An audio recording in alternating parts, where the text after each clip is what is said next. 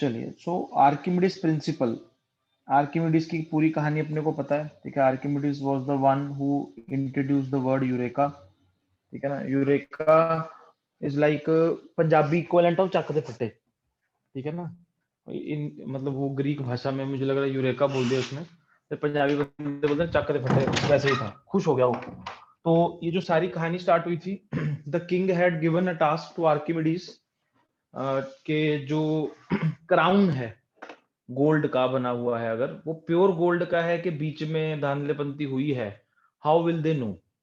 As of now this problem is very easily solvable. आजकल आप किसी भी अच्छी किसी बड़ी दुकान पर जाते हो, किसी ज्वेलर पर जाते हो, they have X ray vision, they can see into the metal, ठीक है ना। दे कैन इवन टेल क्या है। And we also have something called as a regulatory body, ठीक है। हमारे जो ऑर्नामेंट्स होते हैं उन पे मार्किंग होती है, जिसमें कैश सब आता है कि अगर मिक्स किया तो कितना है, 24 कैरेट 20, यू नो, वो प्योरिटी ऑफ गोल्ड का सारे मापदंड हैं।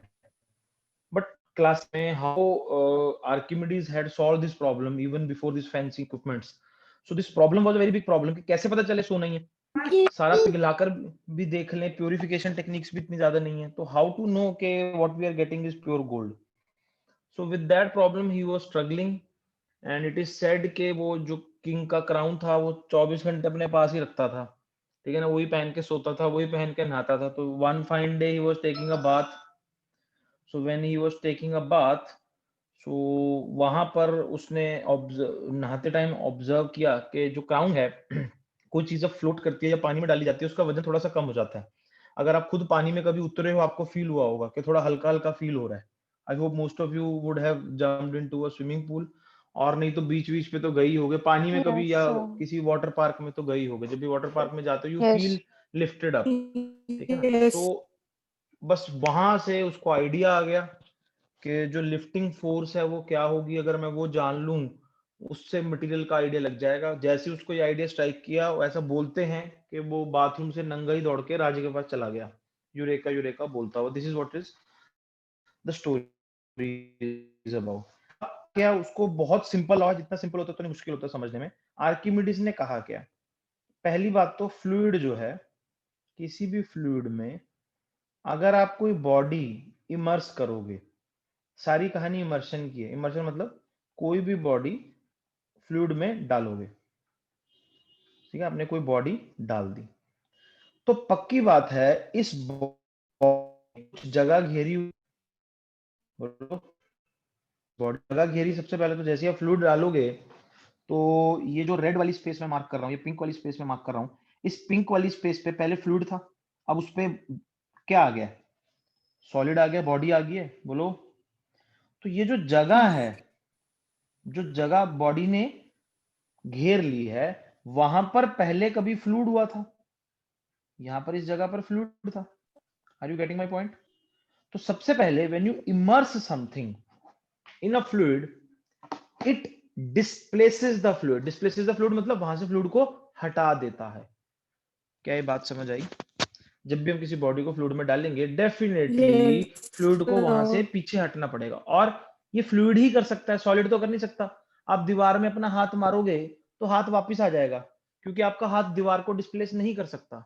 सो either your hand will break और गेट क्रैश्ड और व्हाटएवर, और you will not do this if you are not stupid, ठीक है। तो अगर हम दीवार में हाथ मारते हैं, दीवार पीछे क्यों नहीं हटती, क्योंकि दीवार is made of solid, solid के साथ बॉन्ड बहुत स्ट्रांग है, तो पीछे नहीं हटते, डिस्प्लेस नहीं होता। बट लिक्विड में डिस्प्लेसमेंट होती है। तो लिक्विड में अगर आप कोई चीज इंसर्ट करते हो, तो लिक्विड बड़ा बड़े दिल वाला कहता है आ जाओ, आ दो, जगह खाली कर देता है, पीछे कर देता है।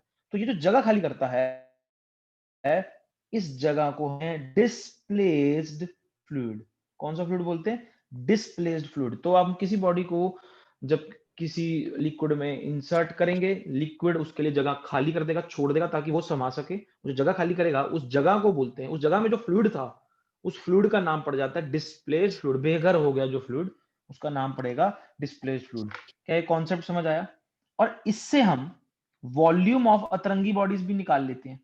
ये एक डिवाइस मिलता है, ठीक है ना। सपोज कोई भी अतरंगी सी बॉडी, अतरंगी मतलब जिसका वॉल्यूम नहीं निकाल सकते आप फॉर्मूले से। So what you do, you put liquid in this, ठीक है, हमने पानी भर लिया, और नीचे एक मीटर रख देते हो, वॉल्यूम मीटर। घरों में होता है ना वो, केक बनाने के लिए 1 कप 2 कप वो वाला जिसमें लिखा होता है। लेकिन आपको अतरंगी सी बॉडी आपने इंसर्ट कर दी। अब जैसे इंसर्ट करोगे अतरंगी सी बॉडी, इतना जो लिक्विड है वो डिस्प्लेस होके नीचे गिर जाएगा। ये वो होगा Yes, sir. Volume of displaced fluid. क्या डेफिनेटली ये वॉल्यूम ऑफ बॉडी होगा? ऑब्वियस है।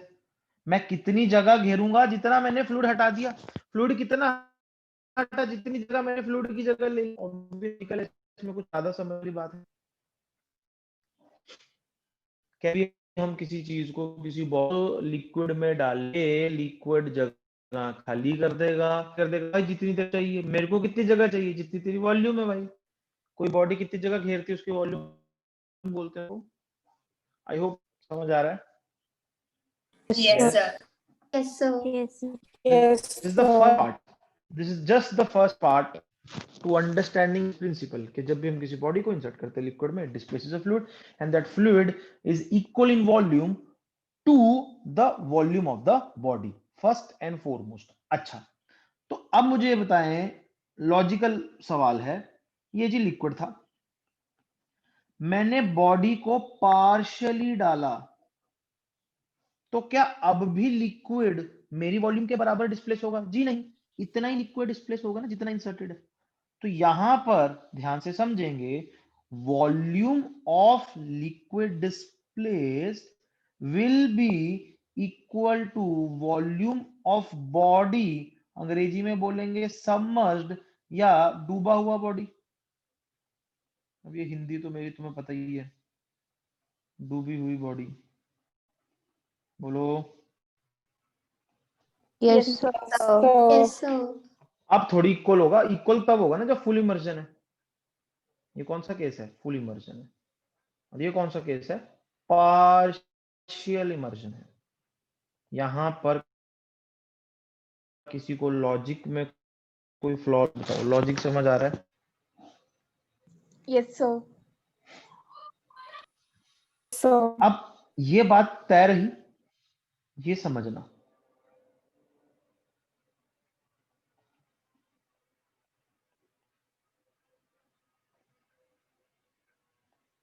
आई थिंक क्वाइट ऑब्वियस है। बॉडी से ज्यादा कैसे डिस्प्लेस हो जाएगा भाई? कम ही होगा। कम कब होगा? पार्शियल इमर्जन होगा, इमर्जन होगा। ऑब्वियस। हाँ जी। Yes, sir. Yes, volume sir. Of displaced liquid should be less than the volume of sir. Body. अगर पूरी इमर्ज कर दोगे पूरा हो जाएगा, कम करोगे तो कम होगा, ज्यादा कैसे हो जाएगा भाई? ठीक है ना, मैंने 1 ml या 2 ml की बॉडी डाली तो लिक्विड 2 ml से ज्यादा तो डिस्प्लेस हो ही नहीं सकता, क्योंकि 2 ml की जगह घेरूंगा मैं ज्यादा से ज्यादा, तो ज्यादा से ज्यादा लिक्विड कितना डिस्प्लेस होगा? 2 ml। This is what it is trying to say कि volume of displaced liquid has to be less than the volume of body. I think यहां तक हमें कोई दिक्कत नहीं है, हमें बड़े क्लियरली समझ आ रहा है। अब श्री श्री आर्किमिडीज ने जो प्रिंसिपल दिया, ये नहीं था, ये तो लॉजिक था। आर्किमिडीज प्रिंसिपल क्या कहता है कि जब आप कोई बॉडी को फ्लूइड में सबमर्ज कर देते हो, ठीक है ना, अभी मैं पार्शियल सबमर्जर दिखा रहा हूं जान के, ठीक है ना, ये जो आर्किमिडीज प्रिंसिपल है ये हमेशा वैलिड, फुल इमर्जन हो, हाफ इमर्जन हो, पार्शियल इमर्जन हो, जबरदस्ती इमर्जन हो, ठीक है ना, प्यार से इमर्जन हो, जैसे भी इमर्जन हो, आपने किसी बॉडी को फ्लूइड में इमर्स किया, तो सबसे पहली बात, वो बॉडी कुछ हिस्सा ऑफ फ्लूइड डिस्प्लेस करेगी। बोलो, इसकी जो वॉल्यूम है VD, ठीक है ना, Yes, this sir. Is volume of displace fluid. बोलो, which is also equal to volume of डूबा हुआ बॉडी, डूबी हुई बॉडी। थोड़ा ऑब्वियस है, VD मतलब डूबी हुई बॉडी, कितनी डूबी हुई है, Yes, sir. और इसकी टोटल वॉल्यूम VT है, तो as per the diagram VD VT से कम है। Yes, logical. Yes, sir. Volume of solid लिख देते हैं ताकि कंफ्यूजन ना हो। तो आर्किमिडीज प्रिंसिपल क्या कहता है? आर्किमिडीज प्रिंसिपल ये कहता है, when you immerse a body in a fluid it experiences an upward force called buoyant force. It experiences an upward force called buoyant force, and the buoyant force is equal to, ध्यान से पढ़ना, mathematical relation है, weight of displaced fluid. This is your Archimedes principle. Concept सुनो, ध्यान से पकड़ना क्या कह रहा हूं. जब हम किसी बॉडी को फ्लूइड में डालते हैं, बॉडी का कर्तव्य ये है फ्लूइड में जाते ही कुछ फ्लूइड को परे कर देना. फ्लूइड को परे कर दिया, जितना फ्लूइड उसने परे कर दिया या साइड पे हटा दिया, उतने का ही वेट उस पे अपवर्ड एक्ट करने लग जाता है. उस अपवर्ड फोर्स को हम बोलते हैं buoyant force. Is this clear to everyone? Yes, sir. Yes, sir. Yes, sir. Density of liquid rho l है, तो क्या बायंट फोर्स ये होगी? I hope this is very much clear to all of you. From कहां से Yes, आइए? sir. Archimedes uncle. अब ये आप सोचो, अगर हमें ये प्रिंसिपल समझ नहीं आ रहा है तो हमारी सोच कितनी पुरानी है. ये 300 पता नहीं 40 का आदमी है,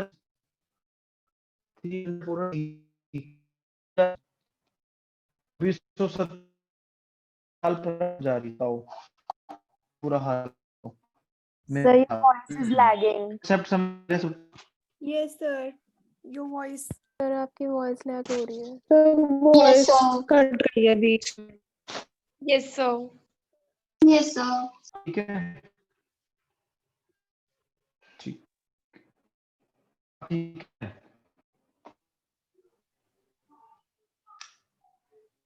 ठीक है. No, sir. No, sir. No, sir. No, sir. No, sir. No, sir. ठीक होगी.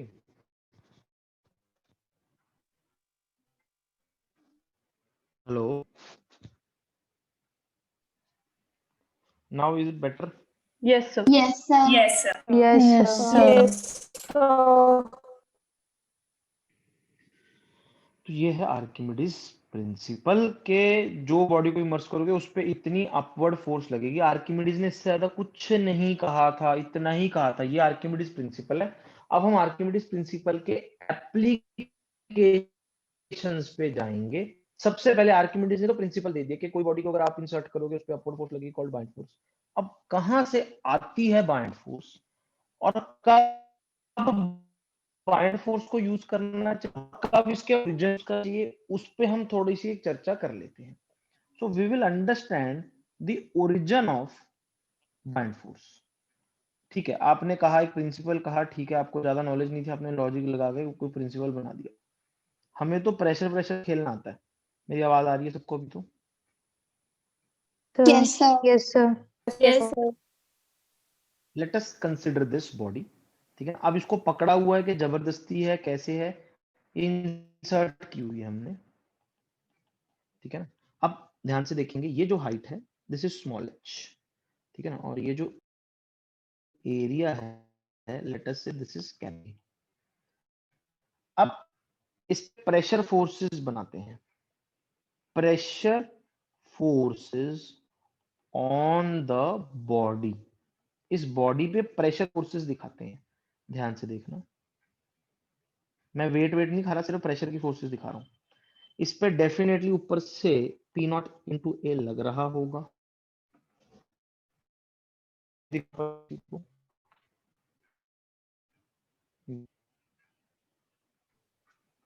हाँ जी, Yes, sir. Hello, Who are disturbed? आवाज आ रही है मेरी सबको से? सर बीच बीच में कटती है, अभी तो आ रही है. Yes, sir. कटती तभी होता है, वैसे मेरी तरफ से ठीक है. मतलब मैं I can see that full mike is going up down also. ठीक है. अब यहां का जो प्रेशर है, यहां का प्रेशर क्या होगा? P naught plus rho liquid into g into h होगा. Yes.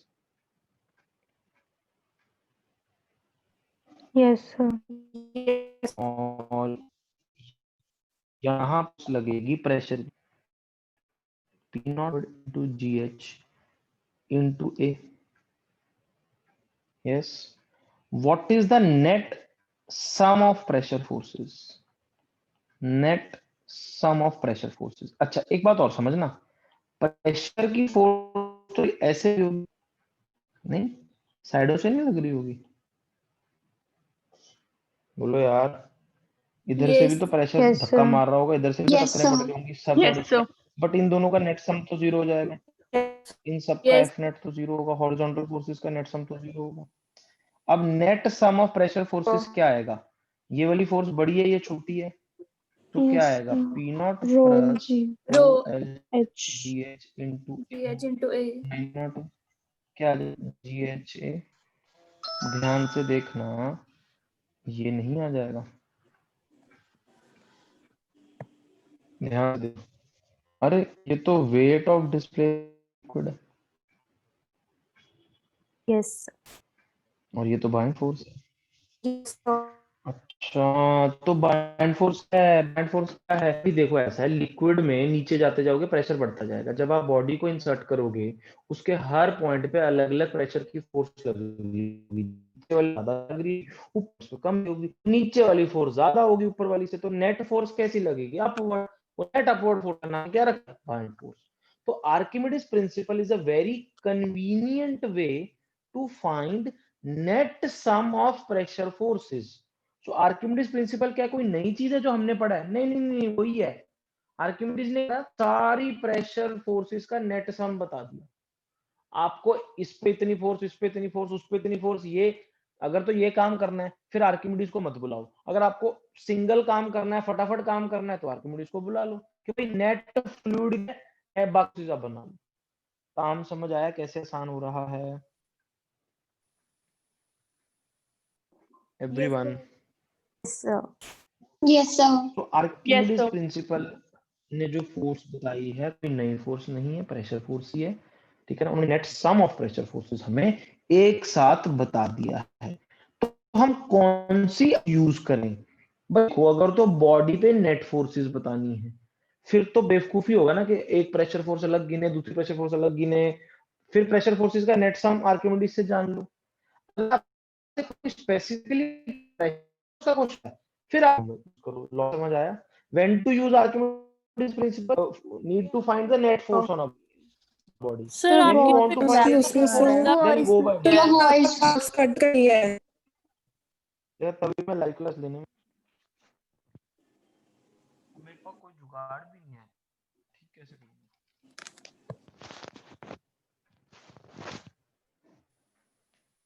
Just a second.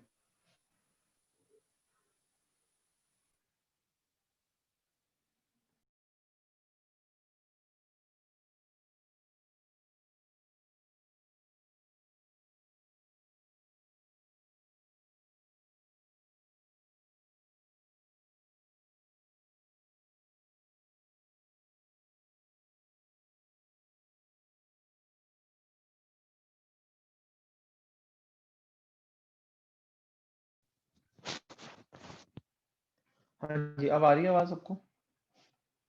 Yes, sir. Yes, sir. Yes, sir.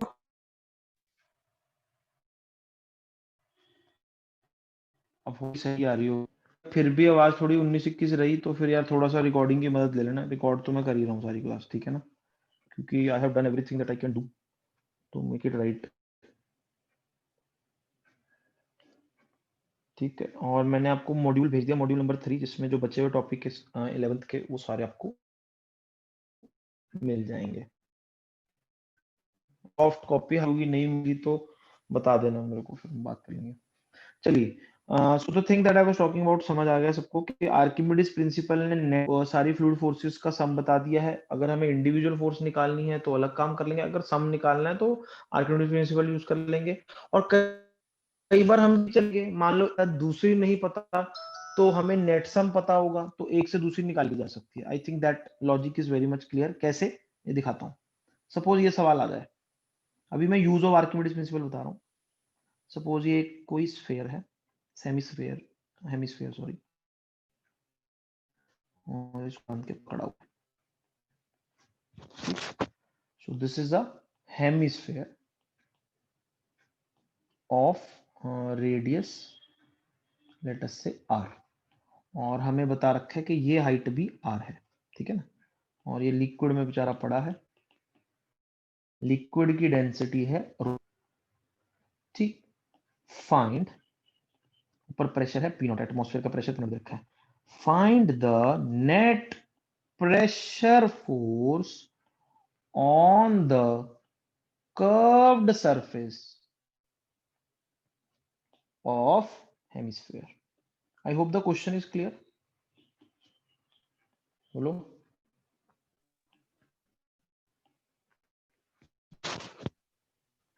अरे आवाज आ रही है ना सबको? Yes, sir. Yes, Yes, sir. sir. ठीक। मेरा आधा जीवन ना इस साल ऐसे ही चला गया। Hello, am I audible? Hello hello.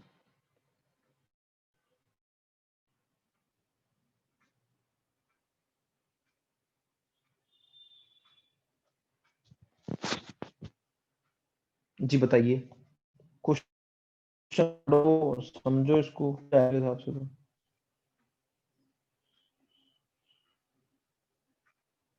Sir chat में भेजना आंसर। नहीं, हाँ चैट में क्या लिखोगे, इतना गंदा बंदा। कर लो, डिस्कस कर लेते हैं।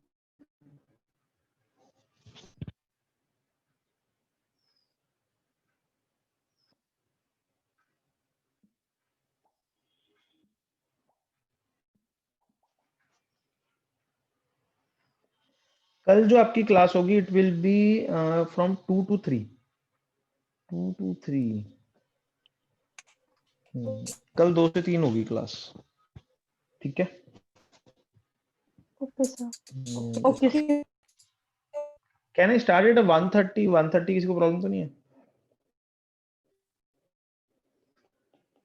चलेगा कल Yes, sir. क्योंकि आपकी शायद Yes, 3:30 sir. केमिस्ट्री की क्लास है, ठीक है। तो कल की क्लास 1:30 स्टार्ट करेंगे। कल हम करेंगे यूनिट्स एंड डायमेंशंस, ठीक है।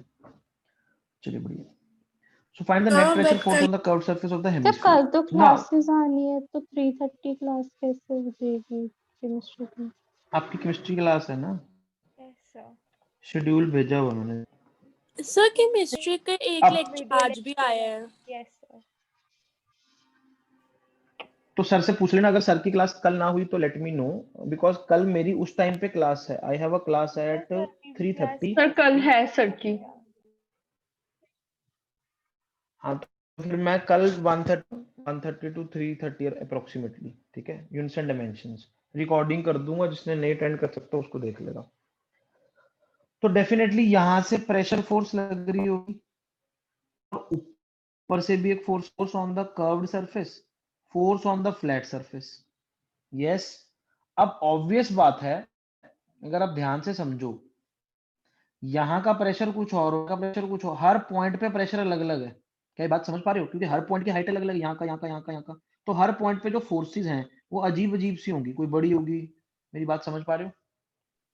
Yes, sir. कुछ इस तरह से प्रेशर Yes, फोर्सेस लग sir. रही होंगी। Yes, अब इन sir. सब का सम जो है, इन सब का सम अपने को निकालना है। आर्किमिडीज तो सारी प्रेशर ऊपर नीचे साइड लेफ्ट सब था, हमें चाहिए सिर्फ ऊपर वालों का सम। ओहो फंस गए। बट नीचे वाले सरफेस पे लगने वाली फोर्स हम निकाल सकते हैं, ये वाली फोर्स तो हम निकाल सकते हैं, नहीं निकाल सकते? F2 हम निकाल, ये फोर्स का नाम रख दो F1। तो F1 माइनस F2, या F2 माइनस F1 तो बाइंड फोर्स होती है। क्या bind force F2 minus F1 होगी? पहले तो ये बताओ, क्या बाइंड Yes, फोर्स यही sir. होगी? Yes, सबका sir. Some Yes, sir. Yes, sir. force on surface minus force on the curved surface. Yes, because it is sum of all the pressure forces. Now net force on the flat surface is known to us, bind force is known to us using Archimedes principle. जो बचा खुचा होगा वो क्या होगा? Force on the curved surface. Force on the curved surface क्या होगा? Force on the flat surface minus bind force. So what is the surface? बता दो मेरे को, वाला है P naught plus rho L G 2R. I think this is very much clear to all of you. Yes. Yes, sir. बोलो तो P Yes, sir. Naught ओ l 2r into नीचे का area pi r square minus buoyant force. अच्छा buoyant force क्या होगी? Rho L V डूबा हुआ इनटू जी। तो बाइंड फोर्स क्या होगी? अरे बताओ। रो एल वी डूबा हुआ, कितना डूबा हुआ है? 4/3 2 by 3. तो बाइंड फोर्स क्या आ गई? अरे देवी बटा 2 कर तो दिया मैंने। हाँ हाँ, वो तो मैं देखा नहीं था सर. दिल पे इतनी जल्दी। हाँ बस मैंने बोलना था सर, मैंने नहीं देखना था। बिग बॉस है मेरे साथ। Naught plus rho l g into 2r into pi r square minus ये वाला factor 2 pi r³ 3 rho l g. Is it okay? अब इसको थोड़ा सा अरेंज कर लोगे। ये है 2 रो एल, वो ये आ जाएगा plus 4 pi r³। This is the force on the curved surface. Otherwise आप निकाल नहीं सकते, क्योंकि जो force on the curved surface है वो तो सम ऑफ इनफाइनाइट फोर्सेस है, या तो इंटीग्रेशन करना पड़ता। बट यहाँ पर आर्किमिडीज की वजह से एक एलिगेंट सॉल्यूशन मिल गया। यस क्लास, ये बात समझ आई सबको? Sir buoyant force total area. Buoyant force है जो सारी फोर्सेस लग रही है, ऊपर नीचे सबका सम है। हमें सिर्फ ऊपर वालों का सम पूछ लिया, तो हमने नीचे वाली निकाल ली। नीचे वाली माइनस ऊपर वाली क्या थी? बाइंड फोर्स, क्योंकि नीचे वाली प्लस ऊपर वाली सारी जोड़ जोड़ के वेक्टर सम करके वो बाइंड फोर्स थी। ठीक है ना? तो ये डाउनवर्ड थी, ये अपवर्ड थी। डाउनवर्ड क्यों है? क्योंकि हमें समझ आ रहा है ना ऐसे ऐसे प्रेशर लग रहा होगा। क्या ये बात समझ आ रही सबको? तो इन सबका सम तो डाउनवर्ड ही आने वाला दिख रहा है लॉजिकली वेक्टर से। तो upward minus downward is equal to buoyant force. Buoyant force पता थी, डाउन नीचे वाली पता थी, ऊपर वाली निकल गई। F2 फोर्स आई बात समझ में? लॉजिक समझ आया सबको? Yes, sir. Yes sir.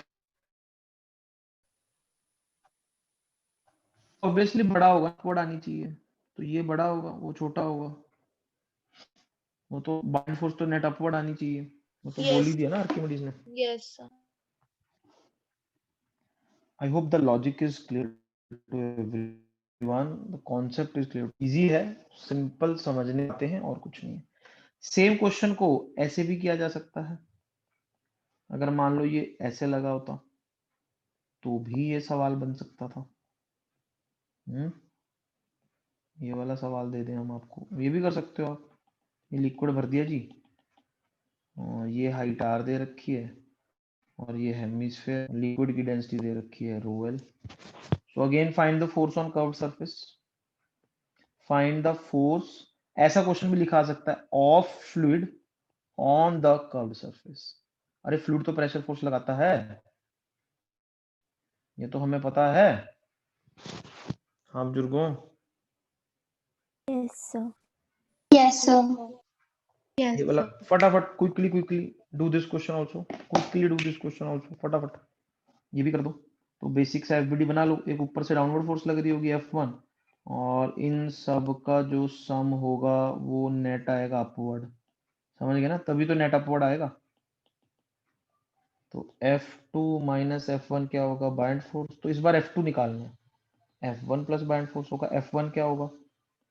P naught plus rho g r into pi r square plus buoyant force. Buoyant force तो पिछली बार वाली सेम ही है, क्योंकि ऊपर नीचे करने से बाइंड फोर्स तो चेंज होगा नहीं। Are you getting my point class? तो F2 ही आ जाएगा फटाफट। Everyone clear about this? Yes, sir. ये आंसर आ जाएगा इस बार। चेंज हो जाएगा ऑब्वियसली, बॉडी का ओरिएंटेशन चेंज करोगे तो कर्व्ड सरफेस पे फोर्स भी चेंज हो जाएगी, और डायरेक्शन भी तो चेंज होगी। पिछली बार डाउनवर्ड फोर्स, इस बार अपवर्ड फोर्स है। क्या ये लॉजिक हम सबको समझ आया? Yes, yes yes, sir. तो Yes, sir. आर्किमिडीज प्रिंसिपल कैसे वर्क करता है हमें वो समझ आ गया है। ठीक है, एक और क्वेश्चन लेते हैं।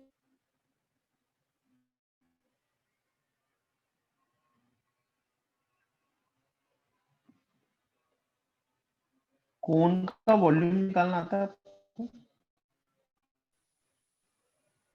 Yes, sir. आप लोगों Yes, को sir. कौन का वॉल्यूम निकालना आता है? Yes, sir. Yes, sir.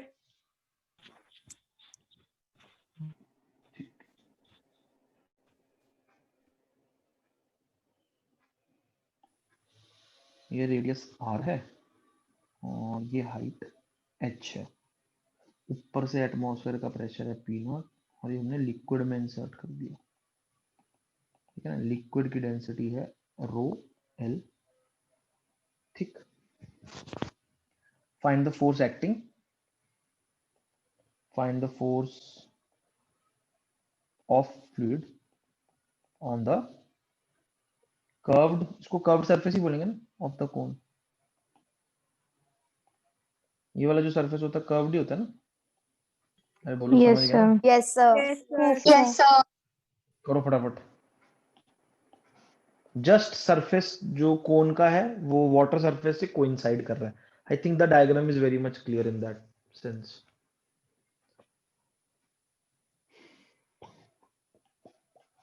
तो हम कोन पे अगर प्रेशर फोर्सेस बनाएंगे, कोन पे अगर हम प्रेशर फोर्सेस बनाएंगे कैसी बनेगी? P0 into pi r square, और नीचे से कुछ फोर्सेस होंगे F2, तो F2 minus P0 into pi r square will be our buoyant force. तो F2 क्या आ जाएगा? Plus buoyant force. Buoyant force क्या होगा?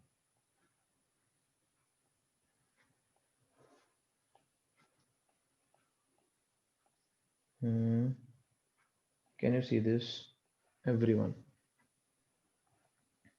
Yes, sir. Yes, sir. Yes, sir. Yes, sir.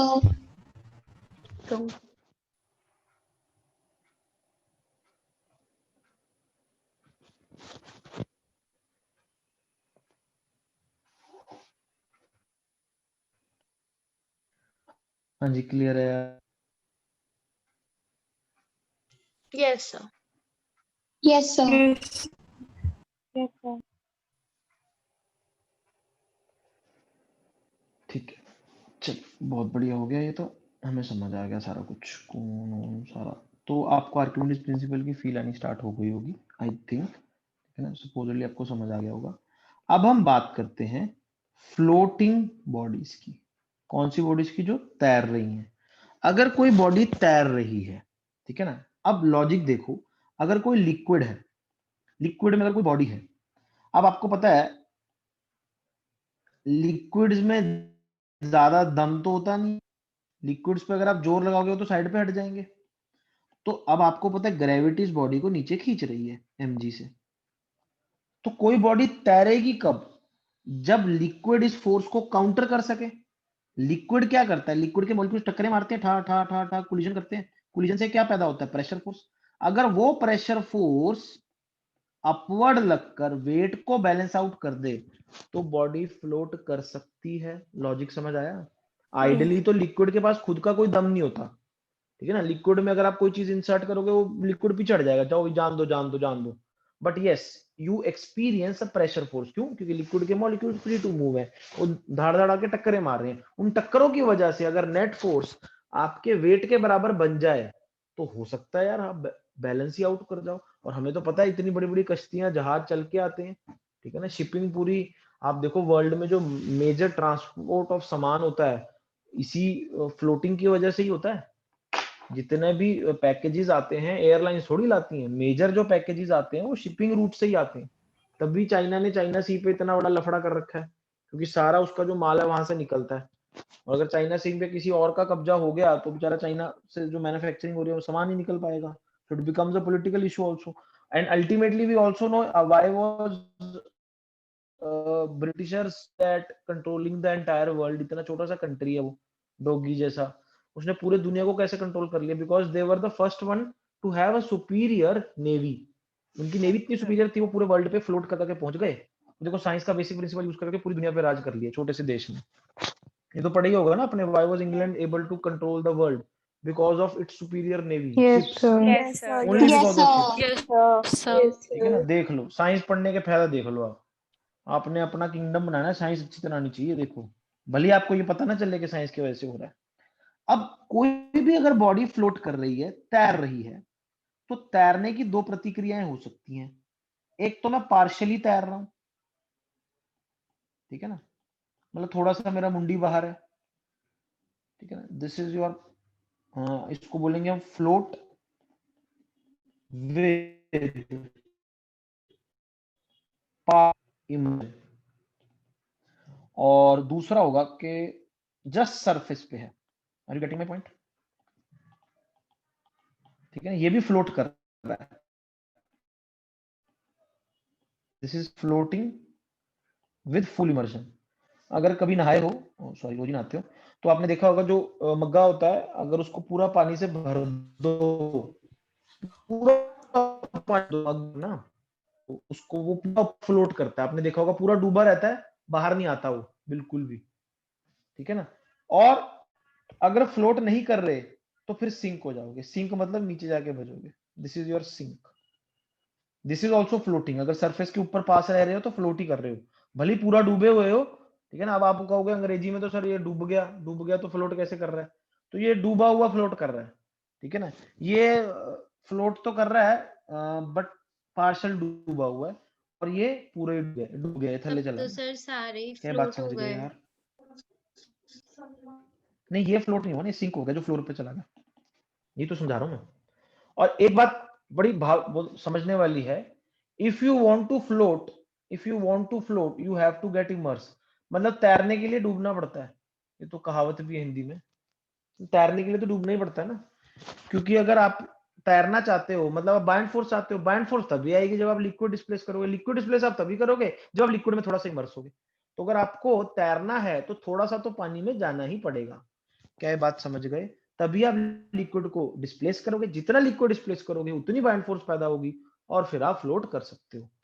क्या ये बात Yes, समझ गए? sir. लॉजिक समझ गए? कई लोगों को ये ना Yes, sir. क्लैशिंग आइडियाज लगते हैं कि डूब कैसे रहा है, आप बोलो डूब भी रहा है, मतलब डूबने का यहाँ एक्चुअली डूबने का ये मतलब होता है, जो डूबना हिंदी वाला डूबना है वो ये है डूबना, ये डूब गया, नीचे चला गया, जो टाइटैनिक डूब गया थल्ले चला गया ना, पता ही होगा। क्लियर यस है? सर। ये पार्शियल इमर्शन है, मतलब थोड़ा थोड़ा पानी में एंटर कर गए, इसमें पूरा एंटर कर गया, हालांकि स्पेशल केस है कि पूरा एंटर करके बैठा है, बट अभी भी ऊपर है, नीचे वो नहीं गिर रहा। अगर नीचे रहा that means it is still floating. Is it okay? Yes, sir. तो Yes, सर जो Yes, sir. sir. सरफेस नीचे वाली टच हो जाएगी, मतलब वो फ्लोट नहीं कर रहा। नहीं फ्लोट नहीं कर रहा वो, अगर वो नीचे जाता जा रहा है इसका मतलब उस पर इक्विलिब्रियम नहीं हुआ, इक्विलिब्रियम नहीं हुआ तो मतलब वो डूब रहा है। डूबने का मतलब यही होता है कि नीचे को चले गए आप, ठीक है ना। स्विमिंग पूल में अगर ह्यूमन ओके पैनिक ना करें तो आई थिंक मुंडी छोड़कर आप स्विमिंग आते हो, लोगों को फियर ऑफ वाटर, और वो सही डरा हुआ है, ठीक है ना। It is very difficult, first time जब यस पानी में सर। होता है तो डर ही लगता है सबको, क्योंकि भगवान ने खोपड़ी में डाला है, बट अगर आप अपनी खोपड़ी बाहर रखो तो आप डूबोगे नहीं, आपकी बॉडी फ्लोट करती है, ठीक है हाँ ना। मेरे जी से सर। कंपेयर में पूरी फ्लोट कर जाए, बट जिन स्विमिंग करी होगी उन्हें पता है कि अगर थोड़ा सा शांत रहे तो डूबते ही नहीं है, वैसे भी वो Yes, तो हम sir. अपने डर के चक्कर में डूब जाते हैं, उल्टी हाँ पुल्टी हरकतें यस करते सर। हैं, Yes, sir. ठीक। तो अब मान लीजिए कोई बॉडी तैर रही है, ठीक है ना, और उसका इतना हिस्सा पानी के अंदर है, आई विल कॉल इट इतना के अंदर है, और ये हिस्सा उसका वॉल्यूम है वीडी। वीडी समझ गए, इतना लिक्विड उसने डिस्प्लेस किया हुआ है, इसका टोटल वॉल्यूम है वी नॉट, ठीक है ना। और सॉलिड की जो डेंसिटी है वो रो एस है, और लिक्विड की डेंसिटी रो एल है। अगर मैं एफबीडी बनाने पर आ जाऊं, अब आप देख सकते हो इरेगुलर बॉडी है, इस पे प्रेशर फोर्स निकालना इंटीग्रेशन से मैं तो पागल हो जाऊंगा। तो हमने बुलाया आर्किमिडीज अंकल को, आर्किमिडीज अंकल बताएं, आर्किमिडीज अंकल का भाई इस पे लग रही होगी बाइंड फोर्स, प्रेशर फोर्स इसका सबका सम क्या होगा, बाइंड फोर्स, और लेकिन भाई साहब का लग रहा होगा वजन mg। तो for equilibrium, if you want to float, definitely आप नीचे नहीं जाना चाहते, इक्विलिब्रियम में रहना चाहते हो, mg बाइंड फोर्स बैलेंस कर ले, यही चाहोगे आप। यस। वेट कितना है बॉडी का, मास कितना है बॉडी का बताओ, total volume into density into g, और बाइंड फोर्स कितनी है, डूबा हुआ वॉल्यूम या immersed volume into liquid into g. याद आया ना बाइंड फोर्स क्या थी, डूबे हुए पार्ट का जो लिक्विड है, जितना आप डूबे हुए उतने पार्ट के लिक्विड का वेट। यस। अरे आवाज आ रही है सबको? Yes, sir. Yes, sir. तो हमें पता चला इससे VD बाय V नॉट क्या आएगा, rho s by rho liquid. तो डूबा हुआ डिवाइडेड बाय टोटल वॉल्यूम आएगा rho s by rho liquid. अब हमने पढ़ा है डूबना should be less than V naught, तो हमें पता चला फॉर फ्लोटिंग सॉलिड की डेंसिटी लिक्विड की डेंसिटी से कम होनी चाहिए या एट मैक्स बराबर होनी चाहिए। क्या ये बात समझ आई? For Yes, floating, sir. For floating डूबा वॉल्यूम या तो कम हो या बराबर हो, ज्यादा तो हो नहीं Yes, सकता, sir. ज्यादा तो वैसे ही नहीं हो सकता। तो अगर फ्लोट करना इक्विलिब्रियम चाहिए तो density of solid density of liquid से कम होनी चाहिए, नहीं तो आप डूब जाएंगे। क्या ये बात समझ आई सबको कि अगर कोई सॉलिड नहीं डूब रहा है इसका मतलब उसकी डेंसिटी आपके फ्लूइड से भी कम। Is the logic clear to everyone? Yes, sir. I hope the logic is clear to everyone. Yes, sir. Yes, sir. ठीक है ना? जनरल लॉजिक है कि आपकी बाइंड फोर्स आपके वेट को अगर बैलेंस कर लेगी तो आप तर जाओगे, खत्म। और अगर आपने इक्वेशन देखने तो इस इक्वेशन से आपको पता चल जाएगा। हाँ तो आई थिंक वेरी इजी है, ठीक है ना। तो आइस की डी है वो है 900 kg पर metre cube. Density of sea water होती है 1100 kg पर मीटर क्यूब, ठीक है ना। सो टाइटैनिक वाला क्वेश्चन है, what fraction of iceberg is above sea level. Question ये है, डेंसिटी ऑफ 211. आइस ये है और डेंसिटी ऑफ वाटर ये है। तो हमें पता है डूबा हुआ अपॉन टोटल वॉल्यूम क्या होगा, 900 बाय 1100। तो डूबा हुआ हिस्सा 9/11 होगा टोटल का। तो आउटसाइड कितना होगा, वी आउटसाइड, बोलो यार, वी टोटल माइनस वी डूबा हुआ 2/11 होगा। तो फ्रैक्शन कितना हो गया 2/11 और परसेंट कितना हो गया, कितना परसेंट हो गया, कोई नहीं बताएगा मुझे लग रहा है।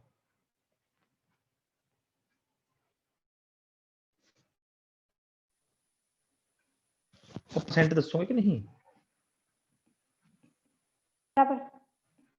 18% नहीं? Yes, sir. Yes, sir. सही है ना। और यही तो गलती करी थी अंकल जी ने। कौन से अंकल जी ने, जो कश्ती चला रहे थे, याद है? उन्होंने कहा कुछ नहीं छोटा सा ये आइसबर्ग छोटा सा ही होता है। उनसे यही तो गलती हुई थी। ये होगा 18.18%, सॉरी। क्लियर है सबको यार, ये लॉजिक समझ आ गया क्वेश्चन का? Excuse me sir. हाँ जी बोलो। सर जो डेंसिटी ऑफ हमने सॉलिड लिक्विड से कम ली है वो पार्शियल इमर्शन और फुल इमर्शन दोनों के लिए वैलिड है। फ्लोटिंग विद अभी तो पार्शियल मैंने एंड फुल। बताया ना, अगर इक्वल होगा तो फुल इमर्जन हो जाएगा और अगर लेस होगा तो पार्शियल इमर्जन होगा। उससे ज्यादा तो कुछ हो ही नहीं सकता ना, उसके बाद तो डूब ही जाएगा अगर ज्यादा है। Okay sir. Excuse me sir. हाँ जी।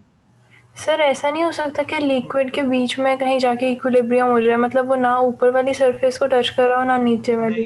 नहीं, वो हम तब देखो, ये जब असली कहानी नहीं ऐसा होगा तो वो भी फ्लोट ही कर रहा होगा। इन जनरल देखो क्या है, जो तुम बातें कर रहे हो जनरल बातें होती हैं। अगर नदी की बात करें, नदी में क्या है ना, हर जगह टेम्परेचर जो सी होती है उसमें everywhere the temperature is different. So what happens is जो नीचे वाला पानी है वो ज्यादा डेंस होता है, तो बीच में कहीं नीचे जाके उसकी डेंसिटी इक्वल हो जाती है, वहां जाके फ्लोट कर लेता है। बट हम जो यहाँ पर स्थिति में बात कर रहे हैं, हम सब सारे फ्लूइड की डेंसिटी कांस्टेंट मान रहे हैं। वो जो तुम बात कर रहे हो तब होगा जब अलग अलग लेयर्स की डेंसिटी अलग अलग है। So then that is very difficult to ascertain. अभी हम बहुत सिंपलिस्टिक मॉडल ले रहे हैं कि सब जगह डेंसिटी सेम है। जो तुम बात कर रहे हो उसमें डेंसिटी हर जगह अलग अलग होगी, ठीक है, जो कि सी में होता भी है। ठंडे पानी जो होता है 4 डिग्री सेल्सियस वाला सबसे ज्यादा डेंस होता है पानी, सबसे नीचे पाया जाता है। तो बीच में अलग अलग लेयर्स ऑफ लिक्विड की अलग अलग डेंसिटी होती है। हम वो बातें नहीं कर रहे हैं अभी, हम यूनिफॉर्म बॉडीज ले रहे हैं अभी, वो नॉन यूनिफॉर्म है भी नहीं हमारे केस में अभी। क्या कॉन्सेप्ट समझ आ गया सबको यार? Yes sir. ठीक है ना। अब एक बिल्कुल लॉजिक भरा सवाल, उसको समझना बहुत अच्छा होगा तो समझ जाओ। तो ये वाटर है, वाटर की डेंसिटी मुझे बताने की जरूरत नहीं है, और इसमें एक ये फ्लोट कर रहा था पहले से, ठीक है ना। ये वुड का पीस है, एक पीस ऑफ वुड, लॉग हो गया ना, लॉग, लॉग फ्लोट करी थी, लॉग फ्लोट्स विद 60% immersion, ठीक है ना। a piece of log floats with 60% immersion on placing a 200 gram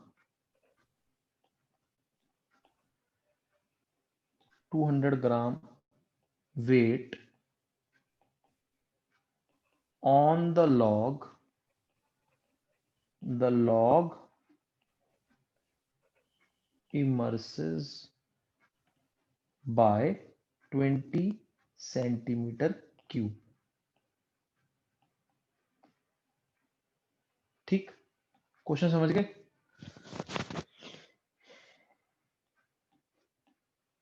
find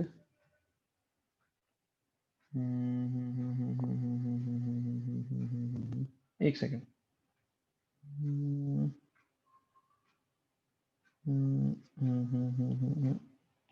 ऐसा लिख देते हैं। On placing a weight on the log immerses by 20, find the, नहीं मैंने चेंज कर दिया data, find the mass on placing a coin कर देते हैं, on placing a coin over the log immerses by 20 centimetre cube, find the mass of coin. चलो करो question को, क्वेश्चन समझ गए क्या कह रहा है? And density of the log, दो चीजें निकालनी है। क्वेश्चन पढ़ो, आपको समझ आ जाएगा।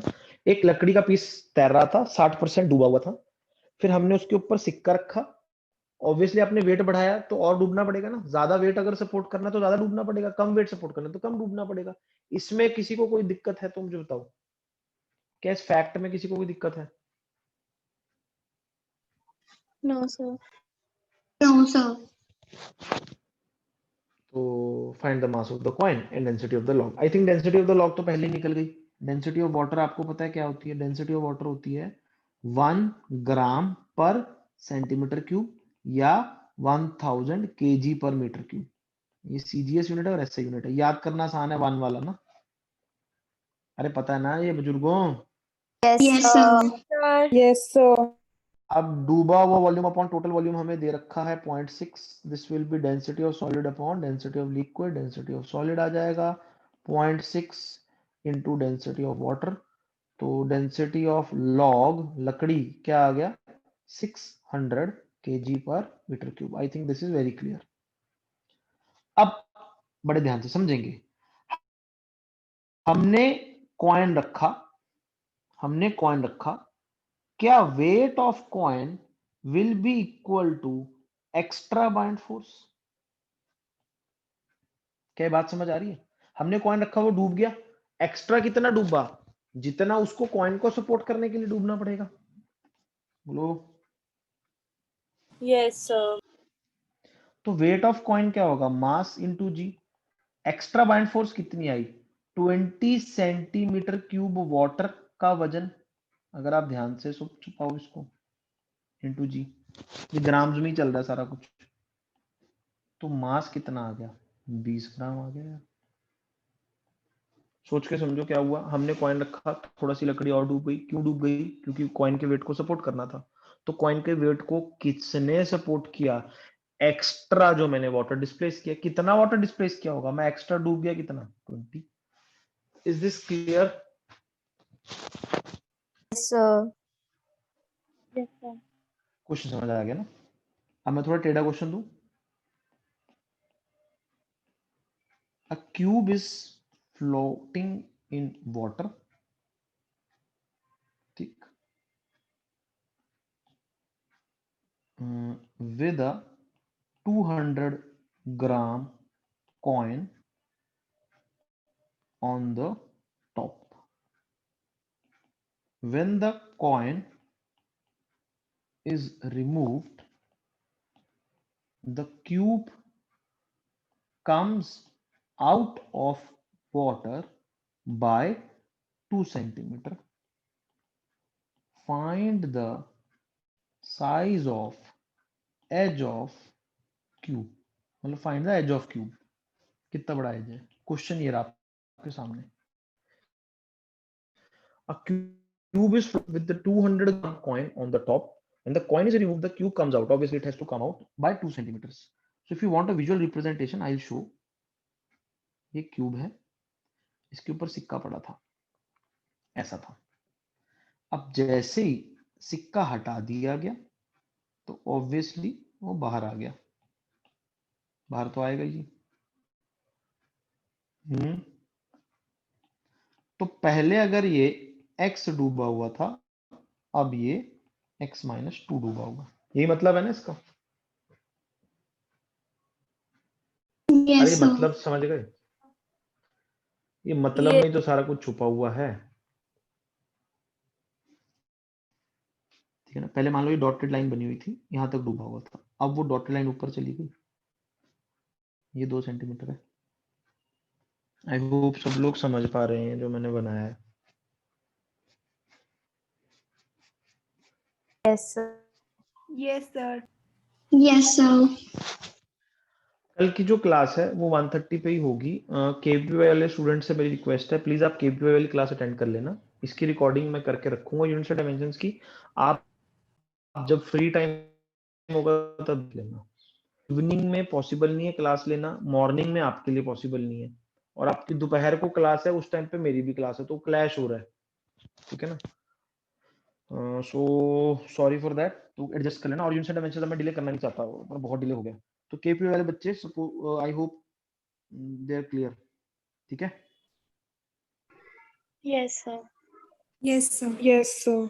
हाँ जी, आंसर चैट में भेज दो मेरे को. सेंटीमीटर्स में आंसर भेज सकते हो. Find the edge of the cube, size of the edge of the cube. Answer भाई बताओ Grupo.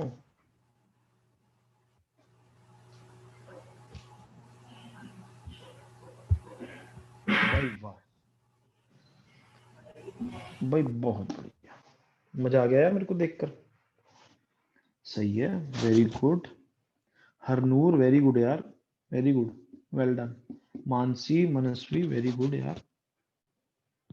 Urvi, Harshita very good यार, वेरी गुड, वेल डन यार.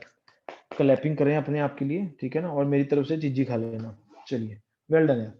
तो क्वेश्चन आपको समझ आ गया. You would be happy to know this is a question that has appeared in JEE Advanced and JEE Mains previous year question है. 9.8 centimetre. तो कैसे आ गया भाई? खुशी गलत है, 9.8 सेंटीमीटर नहीं आता. अब देखो, क्या ऐसा बोल सकता हूं कि 200 ग्राम is equal to, let side of cube equal to A. तो पहले 200 gram plus mass of cube into g, ठीक है ना, was x into a square into g. एक बार मेरे को लिख लेने दो. दूसरी बार mass of cube into g is equal to x minus 2 into a cube into. समझा मैंने? पहले इसको समझो, इन दो इक्वेशंस को समझो. आई होप आपको समझ आ रहा होगा. मेरे हिसाब से समझ आना चाहिए आपको. तेज हो आप इतना. हाँ जी, इतना डूबा हुआ था ना ये क्या होगा? इसका वॉल्यूम क्या होगा? x into a square. A square क्यों? क्योंकि क्यूब का आपको एरिया पता है ना, स्क्वायर होता है. फील आई सबको? Yes, sir. Yes, sir.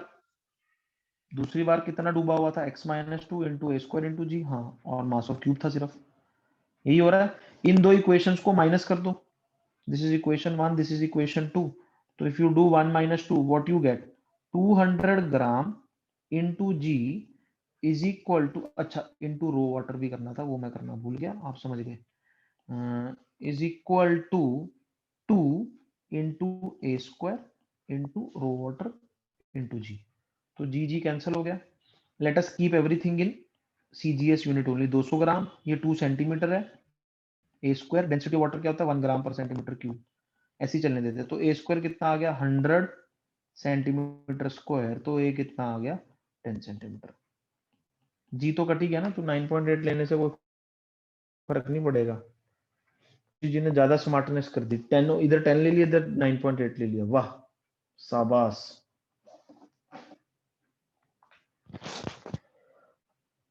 Question समझ आया सबको? Yes, sir. Yes, sir. Yes, sir. नया फोर्स किया मैंने. अच्छा, अब कोई पढ़ा लिखा आदमी हो कहेगा जी जो 200 ग्राम का कॉइन है उसका वेट 2 सेंटीमीटर पानी से बैलेंस हो जाता है. तो सीधा ये लिख देता लॉजिक से. मेथड 2.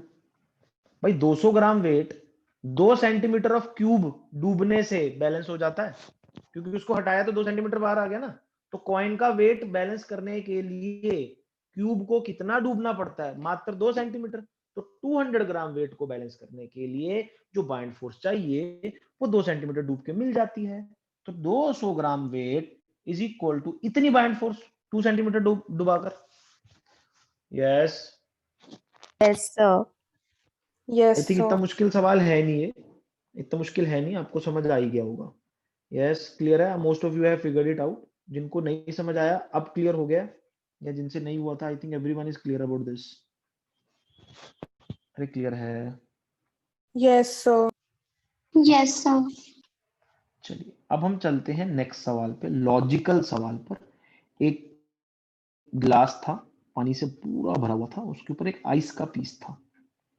ठीक है. A glass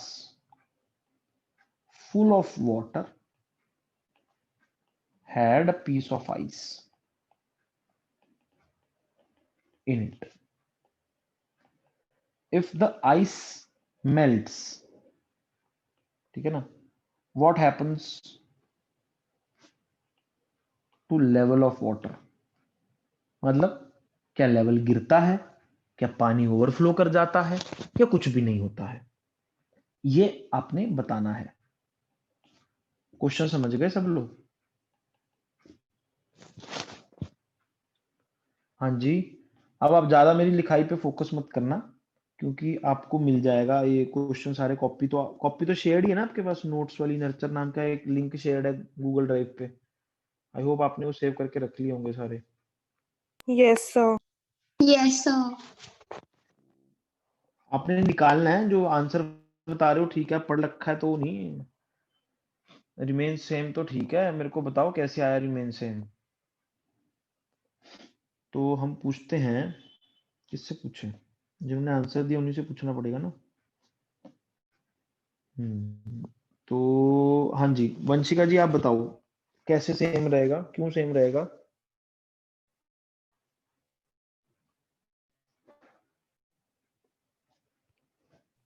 सर बिकॉज हाँ जी. डिस्प्लेस किया था उसने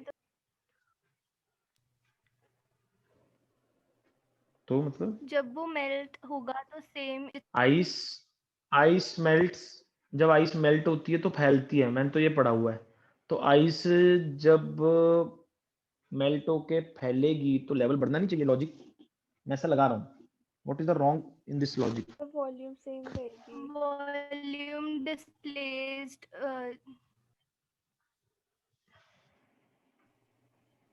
अब देखो मैं इसको हिंदी में समझाने की कोशिश करता हूँ, ठीक है ना, फिर इसको मैथमेटिकली तो समझेंगे. सुनना, अगर लॉजिक समझ आ गया तो बहुत बढ़िया है. अभी आइस ने पानी को डिस्प्लेस कर रखा है. Ice is a solid and पानी में फ्लोट कर रही है. तो जब कोई सॉलिड पानी में फ्लोट करता है वो पानी को डिस्प्लेस कर रखा है. कितने पानी को डिस्प्लेस कर रखा है? जितना आइस का मास है या वेट है. यस, आइस ने कितने पानी को डिस्प्लेस कर रखा है? जितना उसका मास है. यस, इस स्टेटमेंट में कोई बुराई नहीं है. सबको समझ आ रहा है? Yes, sir. फ्लोट कर Yes, रही है. sir. Yes, sir. जब आइस पिघलेगी, ठीक है, उसकी डेंसिटी चेंज होगी, ये होगा वो होगा. मास कंजर्वेशन लॉ तो यही कहता है, मास of ice will be equal to mass of water formed. मैंने पहले कितना पानी डिस्प्लेस कर रखा था, जितना मेरा मास था. कितना पानी बना, जितना मेरा मास था. क्या दोनों बराबर हैं? हाँ. तो जितनी जगह मैंने घेर रखी है उतना ही पानी मैं बनाकर दे रहा हूं. तो जितनी जगह मैंने पानी से डिस्प्लेस कर रखी है उतनी जगह में ही मेरा बना हुआ पानी समा जाएगा. यस. और मैंने एक स्टेटमेंट बोली थी, आपने किसी ने पकड़ी नहीं. आइस एक्सपैंड्स ऑन, वो बोला था मैंने, मेल्टिंग. उल्टा होता है, आइस कॉन्ट्रैक्ट्स होती है शायद मेल्ट करके. क्योंकि अगर आप रेफ्रिजरेटर में एक वो रख दोगे पानी की बोतल पूरी भर के, तो रात को फट जाती है. वाटर एक्सपैंड्स ऑन फ्रीजिंग, उल्टा होता है. आपने किसी ने पकड़ा नहीं शायद. पता है आपको ये बात? हाइड्रोजन बॉन्डिंग से. अब मैंने बोला, किसी ने कुछ ध्यान दिया नहीं. क्या लॉजिक समझ आया जो स्टेटमेंट मैंने बोली? आइस ने कितना पानी डिस्प्लेस कर रखा है? अपने मास बराबर. आइस पिघल कर पानी बना, अपने मास बराबर. तो जितनी जगह अपने मास बराबर थी उतनी जगह मैंने बना दी, तो पानी भर जाना चाहिए. अब ये है बहुत ज्यादा हैवी चीज. मैथ्स पे चलते हैं. कई चीजों में मैथ्स बड़ा हेल्प करता है. Let mass of ice equal to m. Now initially mg is equal to डूबा हुआ into density of water into g.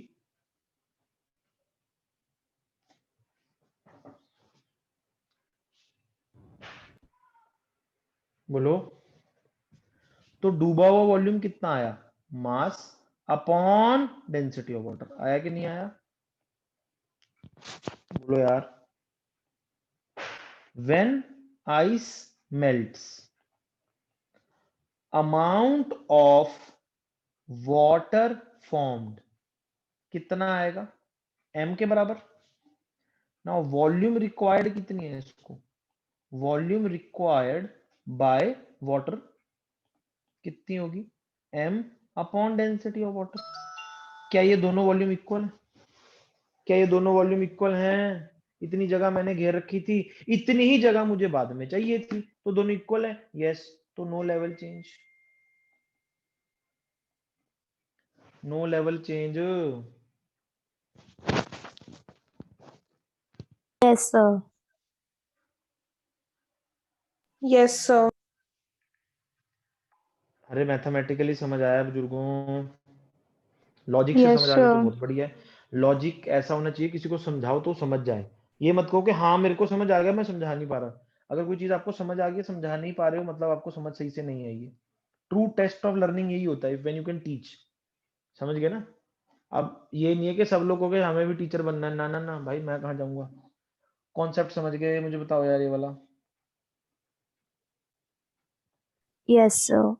Sir जो Yes, वाटर sir. की डेंसिटी होती है वो आइस से ज्यादा होती है, तो फिर मास भी तो ज्यादा ही होगा जब वो क्यों? वाटर चेंज होगा. अरे कंजर्वेशन ऑफ मास कहाँ गया भाई? 10 ग्राम आइस है, पिघल के 10 ग्राम पानी बनेगा ना. वॉल्यूम चेंज होता है, मास तो सेम रहेगा. देवी. Yes, sir. Okay sir. अगर वॉल्यूम सेम ले रही है तो मास चेंज होगा ना. मैं तो कंजर्वेशन ऑफ वॉल्यूम का तो कोई प्रिंसिपल नहीं होता नेचर में. कंजर्वेशन ऑफ मास तो आई थिंक होता है ना. तो अगर ये आपको डाउटफुल लग रहा है, ये मैंने क्या किया है? कंजर्वेशन ऑफ मास, जो कि केमिस्ट्री वाले सर भी मानेंगे मेरे साथ कि ये तो ट्रू है. Yes. Yes sir. Next question. Yes, very sir. Practical, very practical question. ठीक. अब प्यासा कहाँ वाली कहानी सुनिए आपने? थर्स्टी करो. हाँ जी. यस पानी. सर. Yes, sir. पानी in the jug was very very थोड़ा, इकट्ठा करेंगे द रोड़ा, रोड़े ना पानी ऊपर आ गया, है ना. वो सारा पंजाबी में कहानी ऐसी सुनाई गई थी. तो वही कहानी का दूसरा वर्जन. सपोज एक बोट में पत्थर पड़े हैं, stones, and the boat is floating. पत्थर तो फ्लोट नहीं करते. श्री रामचंद्र जी वाले पत्थर नहीं है, नॉर्मल बड़े भारी वाले पत्थर हैं. पानी में डालोगे तो डूब जाते हैं, वो वाले पत्थर हैं. So there is a boat which has a lot of stones and it is floating in a lake. अब मैंने ये सारे पत्थर उठाकर पानी में फेंक दिए. What happens? ये सारे पत्थर अगर मैं लेक में गिर दूं, सो लेवल ऑफ लेक क्या होगा? What happens to the level of lake? Question समझ गए? हाँ जी. What is the change in level of lake if all stones are thrown in water? ठीक, प्यासा कां वाली कहानी एज अ रेफरेंस आप यूज कर सकते हो।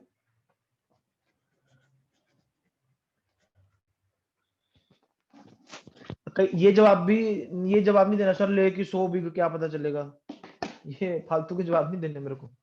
लेंडी बड़ी तो लेगा, 5 पत्थरों से क्या होगा। और फिर पता चले वो चले गए सुखना में बोटिंग करने, 2 पत्थर लेक में डाल के देखे, पता तो चल नहीं रहा, सर ने तो इतना बड़ा क्वेश्चन बनाया था कि पता चल जाए मुझे, उस हिसाब से क्वेश्चन है।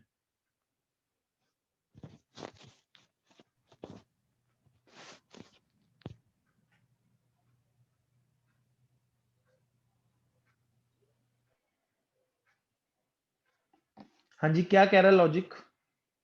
इंक्रीज हो जाएगा। Increase. इंक्रीज हो जाएगा ना। प्यासा Increase. कान, इन द स्टोरी ऑफ प्यासा कान the level was increased. Now I will give you background of this question. This question you, ये आपने पता नहीं आपने देखा कि नहीं, पंजाब केसरी में एक पहले आया करता था चलाक लोमड़ी नाम का ना, एक हर संडे कार्टून आया करता था, एवरी Yes, संडे। sir.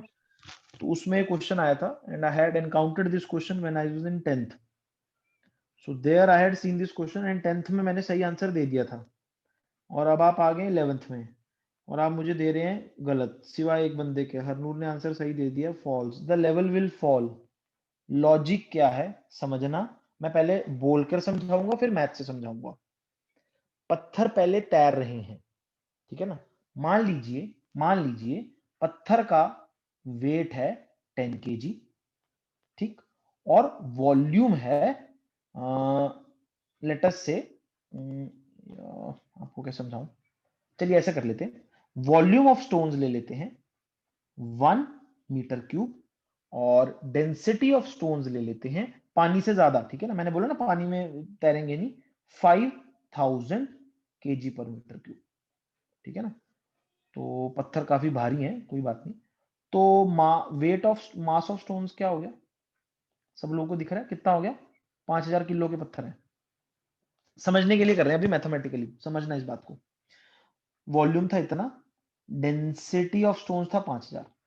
पहले बोट की वजह से, ड्यू टू द बोट, पत्थर तैर रहे थे, तो definitely buoyant force on the stones was equal to weight of the stones. बोलो यार, है ना। हालांकि किसकी वजह से, ड्यू टू द बोट। अगर बोट ना होती तो डेफिनेटली डूब जाते। बोट क्या है, एक जरिया है जिससे जो चीजें नहीं भी तैरती उनको तरवाया जा सकता है। क्यों, उसकी साइंस में हम जाएंगे। बोट का एरिया बहुत ज्यादा होता है, तो बोट को अगर हल्का सा प्रेस करोगे तो बहुत ज्यादा पानी डिस्प्लेस हो जाता है, तो जो चीज नहीं भी तैरती खुद से उसको तैराया जा सकता है। हम भी तो बोट में ऐसे ही तैरते हैं। बोलो यार, अरे लॉजिक समझ आ रहा है ये बात का।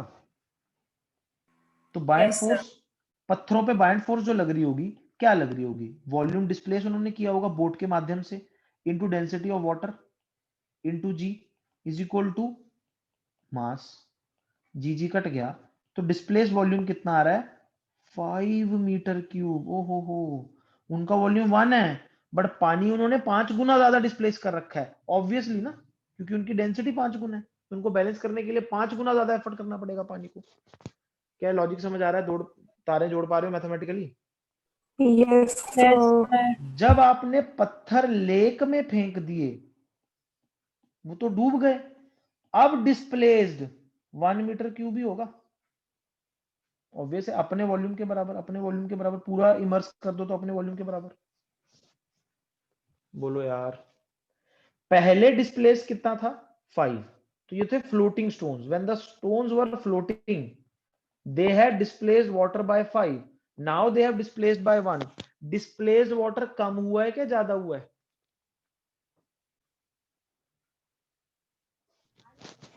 अरे कम हुआ है ना, कम हुआ है।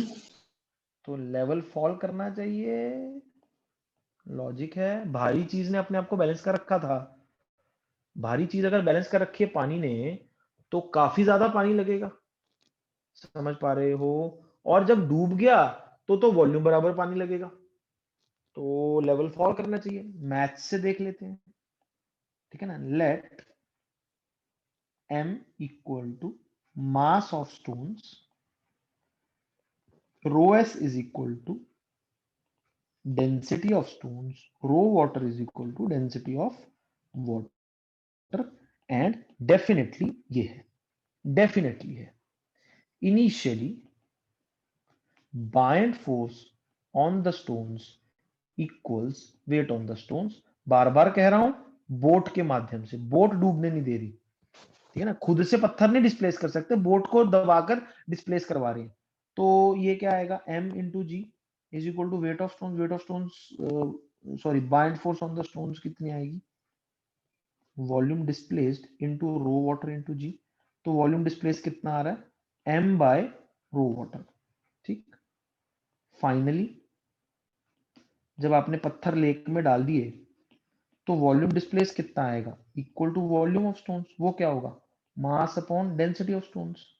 अब कौन सा फैक्टर बड़ा है, आप समझ सकते हो भाई, VD1 बड़ा है कि VD2 बड़ा है, क्योंकि density of stones density of water से बड़ा है, हेंस VD2 VD1 से छोटा है, इनवर्स है ना।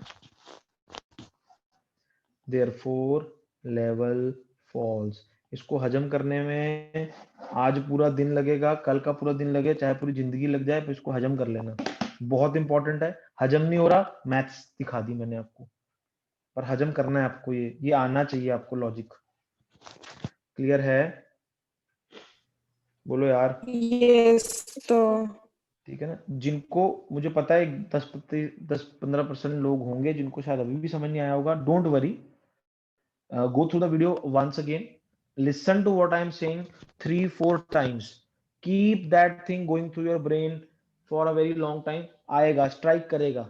ठीक है ना, मेरे 4 बार वही बात बोलने से शायद स्ट्राइक अगर करना है तो उसको 4-5 बार सुनना खुद से, कर जाएगा आपको। और अगर नहीं कर रहा तो मेथड कर जाना चाहिए, कि मेथड सर ने किया, अच्छा हाँ वॉल्यूम मैथमेटिकली ज्यादा आ रही है, बात ही खत्म। ठीक है ना, उससे देख लेना आप। क्वेश्चन समझ आया सबको, एवरीवन क्लियर, जिनको समझ आ गया, आई थिंक क्लियर है, सब कुछ समझ आ रहा है, बोलो यार। Yes, sir. अरे बोलो Yes, sir. Yes, sir. Yes, sir. Clear है सबको, ठीक है ना। अब क्वेश्चन यस देखते हैं, sir. A gold ornament has a cavity inside, खोखला है अंदर से, ठीक है ना। आप गर्ल्स आपको पता ही होगा, जो कड़े बड़े बनते हैं अंदर, मोटे कड़े बनते हैं, अंदर से फुलावट होते हैं, बोलते हैं फुलावट है।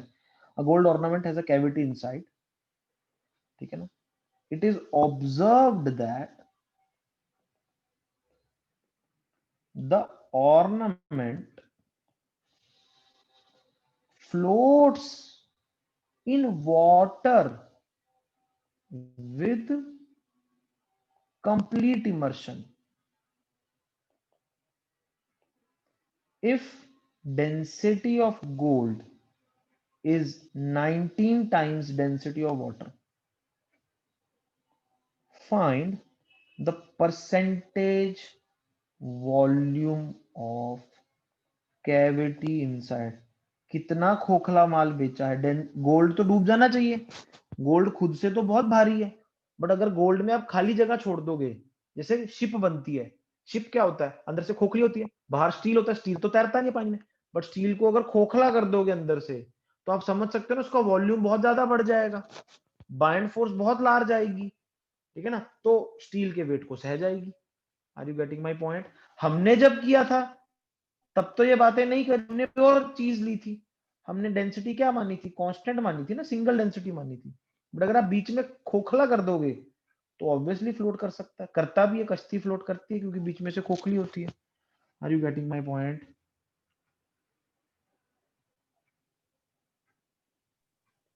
बोलो यार, समझ आया सबको। Yes, sir. Yes, sir. फिर क्वेश्चन करो, यस सर तो है कर रहे हैं, क्वेश्चन कर नहीं रहे है बड़े।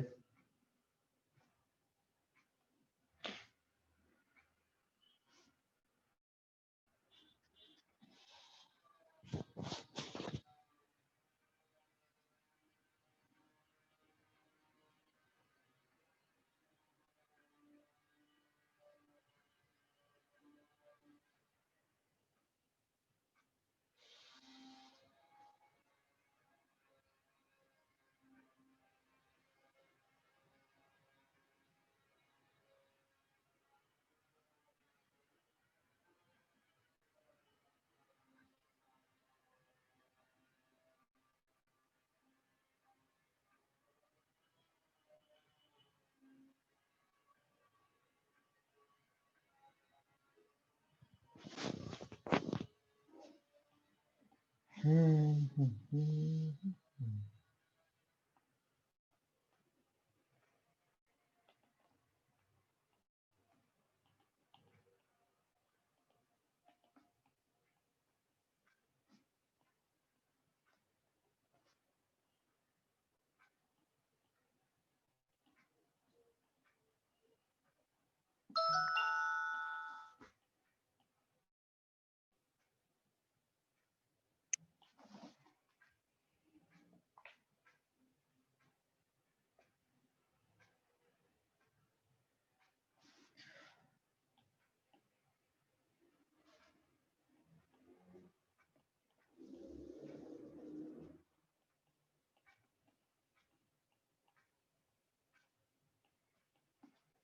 you understand what I have written?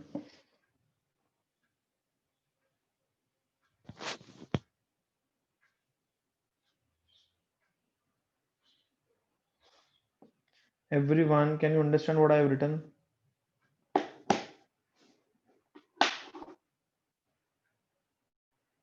हाँ जी, आवाज आ रही है मेरी? Yes, sir. क्या लिखा है, समझ आ रहा है? परफेक्ट है हरनूर जी, परफेक्ट है जी आंसर, बहुत बढ़िया यार। ये होगा वेट ऑफ ऑर्नामेंट। क्या होगा? अरे खोखले चीज का वेट थोड़ी, कैविटी का वेट थोड़ी होगा। गोल्ड का वेट होगा। गोल्ड कितना होगा भाई? Volume of ornament total V naught है, उसमें से वीसी कैविटी है, तो वॉल्यूम ऑफ गोल्ड कितना हो गया? टोटल में से कैविटी माइनस कर दो, तो उसका ही वजन होगा, equal to buoyant force. Buoyant force तो पूरे ऑर्नामेंट पे लग रही है क्योंकि पूरा डूब गया, और लिखा भी हुआ कैविटी नहीं है। तो इससे क्या पता चलता है? V naught minus VC by V naught is equal to 1/19। तो वीसी बाय वी नॉट कितना आ रहा है? 18/19। तो प्रतिशत आ जाता है ये अप्रोक्सीमेटली 95%। तो 90% वेकेंट है, अंदर से खोखला है, दिख रहा है बड़ा बड़ा आभूषण, अंदर से खाली है। तो परसेंटेज कैविटी है कितनी? 95%। 94.7 है आई थिंक, हरनूर जी ने एग्जैक्ट बताया। कॉन्सेप्ट समझ गए?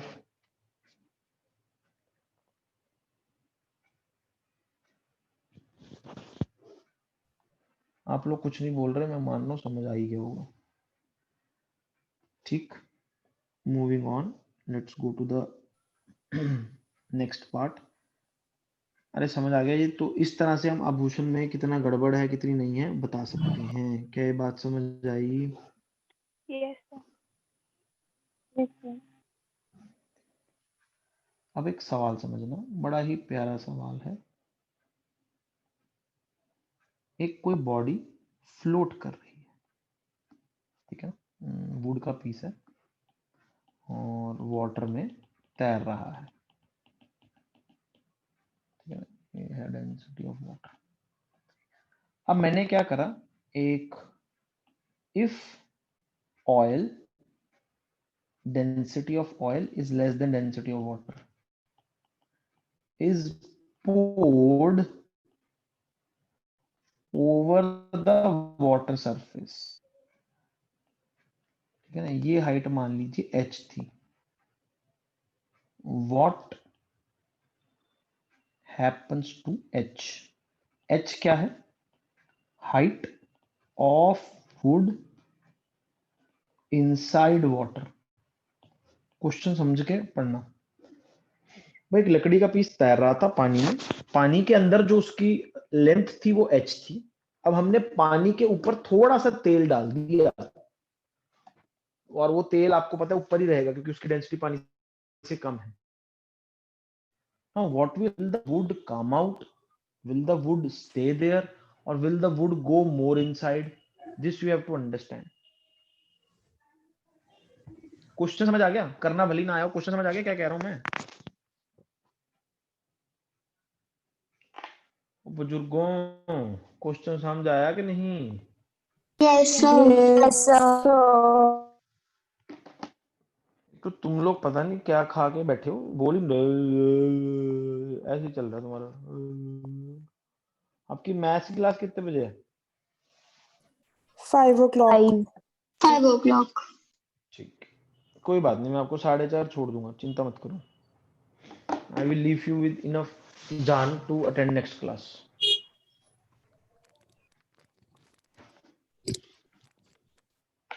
लॉजिक क्या कहता है, एच बढ़ना चाहिए घटना चाहिए? लॉजिक क्या कहता है आपको? जो भी रैंडम बोलो, कुछ भी, क्या लग रहा है? Height of oil is poured over the water surface. Oil तो ऊपर float ही करेगा। हाँ, ऑयल तो ऊपर फ्लोट करेगा, बिल्कुल। ये रहा ऐसा, ये रहा, फ्लोट कर गया भाई। हाँ, अब ये H1 है, ये H2 है। अब हमें H1 और H को कंपेयर करना है, ये बड़ा है, छोटा है, इक्वल है, हमें ये चुनना है। How to think out of this? भाई वाह, I think this diagram was enough to explain. Yes. देखो, अब ऑयल की भी एक बाइंड फोर्स आ गई है। पहले bind force of water was equal to weight। अब बाइंड फोर्स ऑफ वाटर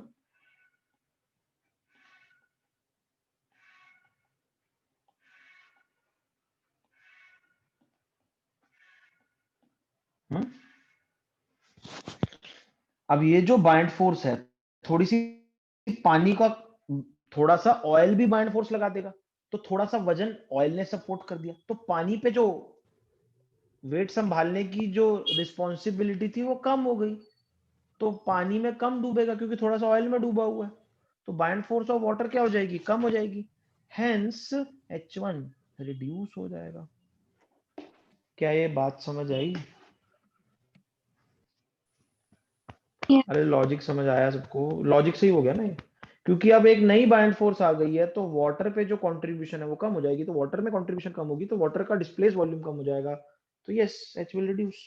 तो लिक्विड थोड़ा सा ऑयल में डूब गया, थोड़ा सा वाटर में डूबेगा, तो पानी में जो मात्रा है वो कम हो जाएगी। आई बात समझ में? तो ये बाहर आ रहा है पानी के तो बाहर आ रहा है ना, वैसे भले ही बाहर नहीं आ रहा, पानी से तो बाहर आ जाएगा। अरे हाँ जी, Yes, sir. Yes, sir. Yes, sir. ये लॉजिकल सवाल है, इनको लॉजिक से करेंगे तो आपको समझ आ भी जाएंगे। ठीक, अब मैं आपके साथ ले रहा हूं पंगा।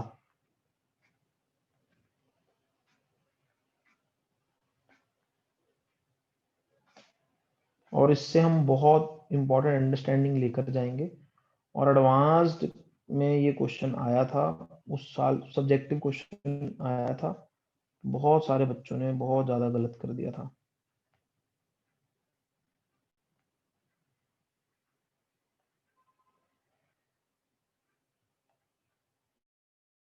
ठीक, ये अलग लिक्विड है और ये अलग लिक्विड है।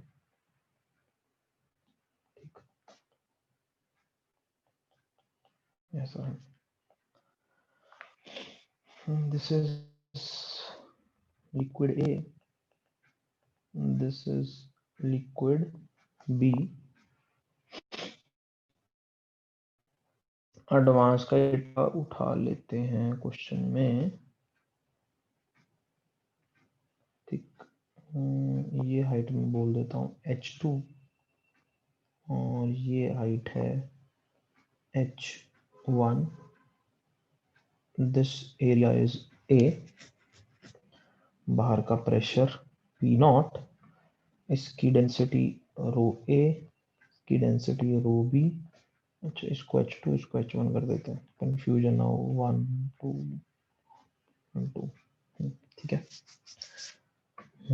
Yes, so the question is, find the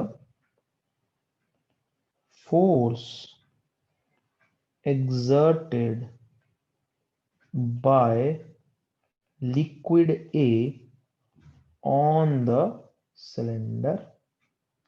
पहला, find the force exerted by liquid B on the cylinder, and third है find net bind force।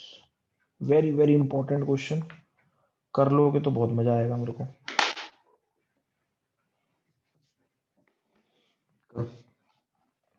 करो भैया, ट्राई करो सब लोग।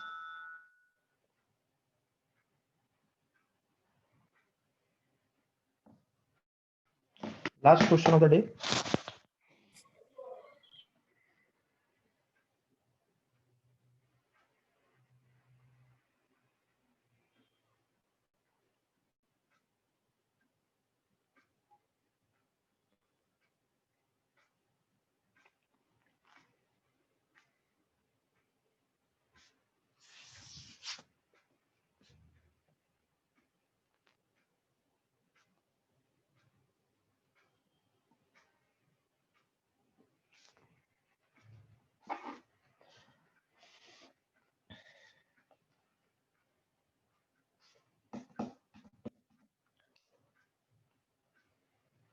अगर मैं डायग्राम बनाने की कोशिश करूं तो जो लिक्विड ए है वो तो साइडों से फोर्स लगा रहा होगा, नहीं? कलर चेंज हो गया, एक लिक्विड ए था ब्लू कलर का, लिक्विड ए जो है वो साइडों से फोर्सेस लगा रहा होगा, बोलो क्लास। और जो लिक्विड बी है वो साइडों से भी लगा रहा होगा, नीचे से भी लगा रहा होगा।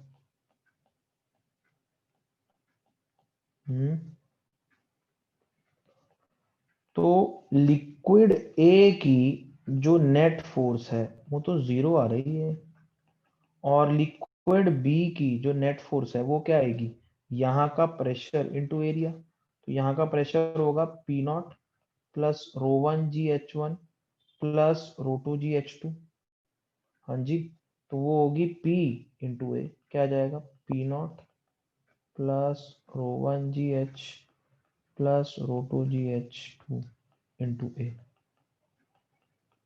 क्या ये बात सब लोग समझ पा रहे हैं? ए ने नेट फोर्स क्या लगाई, कोई नहीं लगाई सिलेंडर पे। बी ने नेट फोर्स क्या लगाई, यहाँ का प्रेशर इनटू यहाँ का एरिया। यस, अरे बोलो यार। Yes, sir. Yes, sir. और अगर आपको बाइंड फोर्स निकालनी है तो आपको सारी प्रेशर फोर्सेस का सम चाहिए होता है। देखो ऊपर से एक P नॉट ए भी तो लग रहा होगा, और नीचे से क्या लग रहा है, वो आपने अभी निकाला था, P naught plus ρ1gh1 plus ρ2gh2 into A. Side वाली तो कैंसिल हो गई थी ना, तो F net is equal to buoyant force क्या आ रहा है, ρ1gh1a प्लस ρ2gh2a है। ये क्या बात हुई, बाइंड फोर्स में buoyant force due to a plus buoyant force due to b आ रही है। अगर आप ध्यान से सोचो, मैं ए में कितना डूबा हूं, ρ1gh1, याद आ रहा है? देखो इसका वॉल्यूम h1a1 होगा और इसका वॉल्यूम क्या होगा, h2a2। बोलो यार, वॉल्यूम डूबा इन ए, वॉल्यूम डूबा इन बी। अरे बाइंड फोर्स दोनों लगा रहे हैं, प्रेशर फोर्स ए नहीं लगा। एक पॉइंट ऑफ कंफ्यूजन आ जाता है जीवन में। मैंने आपको पहले ही ये बात क्लियर रखी थी आपके माइंड में। अगर आप आर्किमिडीज प्रिंसिपल बता रहे हो, आर्किमिडीज प्रिंसिपल प्रेशर फोर्सेस का सम बताता है, और वो मैथमेटिकली किसके इक्वल है, हर लिक्विड में डूबे हुए वॉल्यूम के मैथमेटिकली इक्वल है। वो लिक्विड डायरेक्टली फोर्स लगा पा रहा है नहीं लगा पा रहा है, इससे आपको कोई वो नहीं होना चाहिए। इसका मतलब क्या है, अगर आप आर्किमिडीज प्रिंसिपल लगाते हो तो ये बिल्कुल मत देखना कि वो लिक्विड डायरेक्टली फोर्स लगा रहा है या नहीं लगा रहा है। अगर आर्किमिडीज प्रिंसिपल लगाते हो, आर्किमिडीज प्रिंसिपल एक मैथमेटिकल फॉर्मूला है कि बाइंड फोर्स मैथमेटिकली इसके बराबर होती है, उसको लगाओ, आगे बढ़ जाओ। अगर आप आर्किमिडीज प्रिंसिपल नहीं लगा रहे हो तो फिर एक एक प्रेशर फोर्स लिखो, उनका वेक्टर सम करो, तब जाके आंसर आएगा। Can you see the difference in these two? Sir एक बार दोबारा बता दो। क्या दोबारा बता दूं मैं? जो मैंने बोला वो दोबारा बोल। मैंने फिर कहूंगा समझ दोबारा, नहीं लगा। दोबारा बोलो पहले। तो मैंने कुछ सर बोला आपने होगा ना, वो बोला सुना कि तो जब होगा आपने। आर्किमिडीज प्रिंसिपल लगाना है तो सिर्फ वही लगाना है, नहीं तो फिर फोर्सेस का वेक्टर सम यही देखना है। मैंने इतना ही बोला है। आर्किमिडीज प्रिंसिपल को ये मतलब नहीं है कि कौन कितनी फोर्स लगा रहा है। Archimedes principle is a mathematical law. Archimedes principal को ये नहीं पता चलता कि ए ने इतनी लगाई, बी ने इतनी लगाई, उसको ये नहीं पता चलता। उसको ये पता है कि न्यूमेरिकली इसके इक्वल आनी चाहिए। प्रेशर फोर्स भी यही कह रही है, न्यूमेरिकली इक्वल इसके आना चाहिए। आर्किमिडीज प्रिंसिपल भी यही कह रहा है, बट हमें पता है ए ने फोर्स नहीं लगाई, जबकि बाइंड फोर्स में उसकी कंट्रीब्यूशन आ रही है, ठीक है ना। कैसे आ रही है वो आर्किमिडीज को नहीं पता। अब देखो ए ने इस पे तो डायरेक्टली फोर्स नहीं लगाई, बट ए ने बी पे फोर्स लगाई, बी ने वही फोर्स को मैग्नीफाई करके ए पे लगा, अपने सिलेंडर पे लगा दिया। तो हो क्या रहा है, ए वाला जो लिक्विड है बी वाले लिक्विड को प्रेस कर रहा है और बी वाला लिक्विड सॉलिड को प्रेस कर रहा है। तो ए ने जो बाइंड फोर्स है डायरेक्टली नहीं लगाई, इनडायरेक्टली लगाई है। तो ये जो इनडायरेक्ट मैकेनिज्म है ये अपने आप आर्किमिडीज प्रिंसिपल के इक्वेशन में आ जाएगा। So if you are using Archimedes, don't go to pressure forces. If you are using pressure forces, don't go to Archimedes, क्योंकि फिर आर्किमिडीज आपको लगेगा पता नहीं कैसे कह रहा है, ए ने तो फोर्स लगाई नहीं, ये वाली टर्म कहां से आ गई, प्रेशर से अपने आप आ जाएगी। ये बात समझे, हमने लिखी थोड़ी, मैंने बोला कि ये ए ने लगाई है, क्या ये फोर्स ड्यू टू ए है? नहीं, बट बाइंड फोर्स में बाइंड फोर्स ड्यू टू ए आ रही है। फर्क समझ गए? तो मैथमेटिकल लॉ और एक्चुअल लॉ में फर्क होता है। जो आर्किमिडीज प्रिंसिपल एक मैथमेटिकल प्रिंसिपल है जो कि ट्रू है, सही है, क्यों मत समझो उससे। अब बात क्लियर हुई? Yes sir. तो अगर pressure forces Yes, zero answer sir. दे रहे हैं तो आंसर जीरो ही होगा। अगर प्रेशर फोर्सेस ने कहा कि ए ने फोर्स नहीं लगाई तो सही में नहीं लगाई, तो फिर बाइंड फोर्स वाले अंकल कहां से कह रहे हैं फोर्स लगी? अरे बाइंड फोर्स वाला लॉ मैथमेटिकल है, क्यों ना पूछो उससे, कैसे लगी वो उसको नहीं पता, वो आप जाके कैलकुलेट करो तो वहां से पता चलेगा। अब बात समझ आई? और आर्किमिडीज को भी नहीं पता था, मैंने इतनी पावरफुल चीज बोल दी है। अब देखो ए ने तो प्रेशर फोर्स लगाई नहीं, बट बाइंड फोर्स में एक टर्म आ रही है जो ऐसा लग रहा है ए की कंट्रीब्यूशन है। अब ये ए की कंट्रीब्यूशन भले ही है मैथमेटिकली, बट ए ने तो नहीं लगाई ना ये फोर्स। अब मेरी बात समझ गए? ये टर्म लग रही है ए ने लगाई है, बट ए ने नहीं लगाई, ये प्रेशर फोर्स बी ने ही लगाई है। क्या मेरी बात समझ पा रहे हो? It looks like A is applying a force, but no, it was applied by B only. अब बात समझ आई?